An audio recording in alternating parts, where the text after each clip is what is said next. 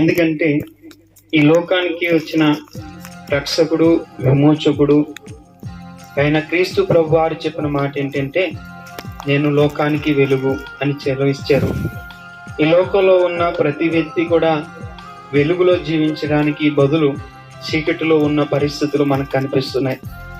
ఈరోజు ఎక్కడ చూసినా మద్యము, లేకపోతే జోదము, లేకపోతే లోక సంబంధమైన ప్రతి బానిసత్వంలో కూరుకుపోయి అనేక కుటుంబాలలో చీకటి అనేది వెలుబడి చేస్తూ ఆ చీకటిలోనున్న కుటుంబాలు దుఃఖానికి మునిగి ఉన్న పరిస్థితులు.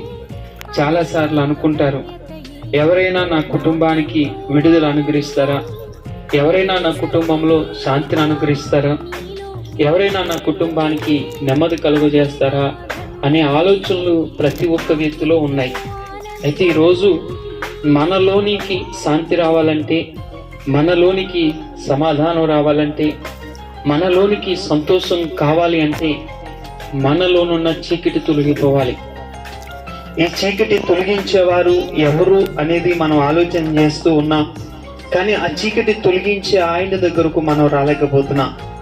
యేసు ప్రభువారు ఒక మాట అన్నారు, నన్ను వెంబడించువాడు చీకటిలో నుండక నిత్య జీవపు వెలుగులో ఉండునని. లోకంలో ఒక వెలుగు ఉంది, అది ప్రతి మనిషిని వెలిగించడానికి.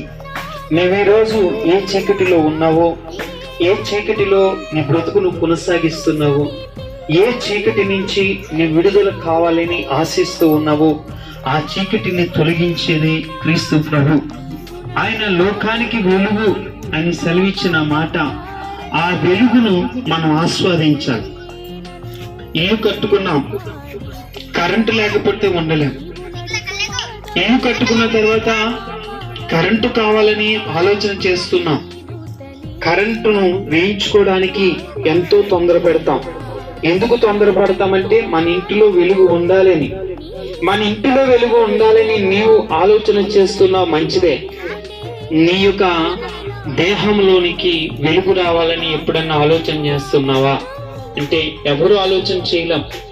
ఈ దేహము చీకటితో ఉన్నంతసేపు కూడా మన జీవితంలో ఎక్కడొక్కడ సమస్య, ఎక్కడొక్కడ బాధ ఉంది. అయితే ఆ చీకటిని తొలగించి ఆయనను నువ్వు ఆహ్వానించగలిగితే, ఈరోజు ఆయన నీ దగ్గరకు వచ్చాడు.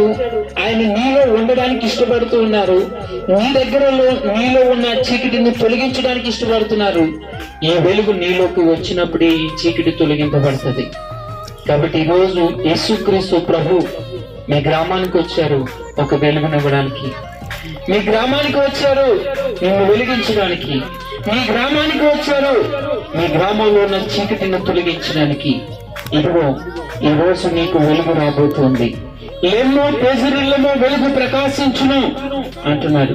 ఆ వెలుగు నీలోకి వస్తూ ఉన్నప్పుడు నీలో సంతోషము, నీలో సమాధానము, నీలో దుఃఖాన్ని తొలగించి నీలో ఉన్న చీకటి పాపానికి సాదృశ్యం.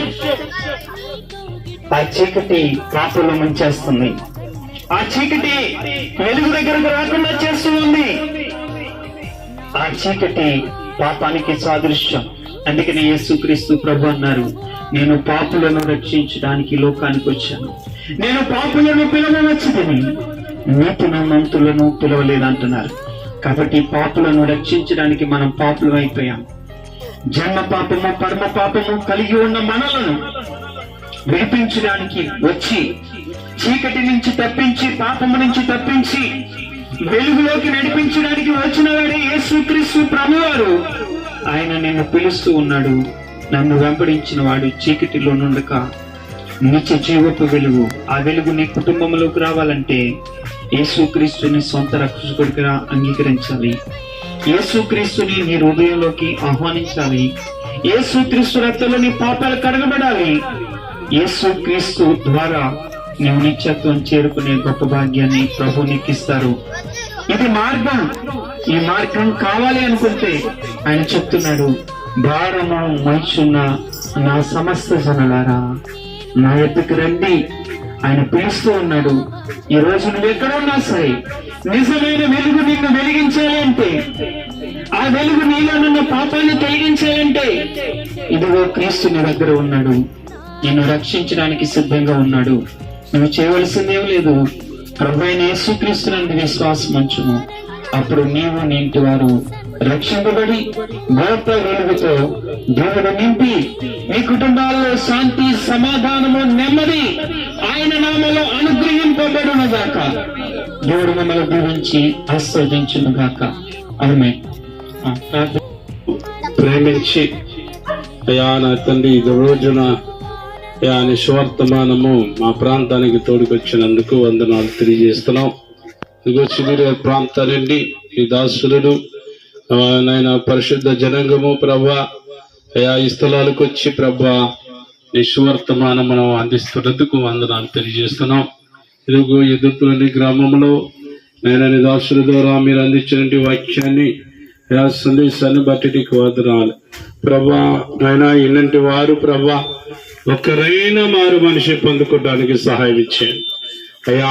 ఇత్తబడిన నాయన ఈ విత్తనములు ప్రభా వ్యర్థముగా వెళ్ళిపోకూడదు ప్రభా. ఒక్క మంచి నేలైనను ప్రభా ఆ మంచి నేలలో నాటబడడానికి సహాయం ఇచ్చేయండి ప్రభా. రక్షణ లేని వారికి రక్షణలోనికి అయ్యా, ఎలుగు లేని వారికి ఎలుగులోనికి నడిపించమని ప్రార్థిస్తున్నాము తండ్రి. ఈ గ్రామానికి దీవించి ఆశీర్వదించండి. నేడే ఈ గ్రామం అంతా రక్షణలోనికి నడిపించబడును గాక. నేను వచ్చిన బృందానికి దీవించండి, ఆశీర్వదించమని యేసు నామమున ప్రార్థిస్తున్నాము తండ్రి. ఆమేన్.